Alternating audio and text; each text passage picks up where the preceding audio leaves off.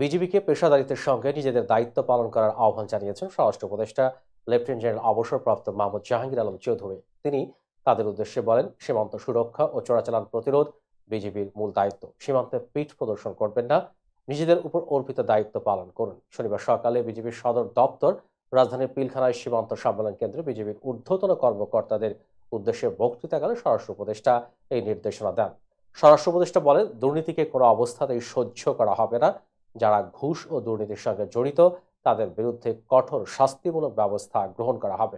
প্রয়োজনে তাদের চাকরিচ্যুত করা হবে। বিজিবিকে আইন অনুযায়ী কাজ করতে হবে। ফেলানির মতো হত্যাকাণ্ড আর দেখতে চায় না উল্লেখ করে উপদেষ্টা বলেন, সীমান্তে সব ধরনের হত্যাকাণ্ড বন্ধ হোক, আমরা শান্তি চাই। অনুষ্ঠানে বিজিবির মহাপরিচালক মেজর জেনারেল আশরাফুজ্জামান সিদ্দিকী সহ ঊর্ধ্বতন কর্মকর্তা এবং ভিডিও টেলিকনফারেন্সের মাধ্যমে সংস্থাটির সব region commander, sector commander, battalion commander সহ অন্যান্য কর্মকর্তারা উপস্থিত ছিলেন।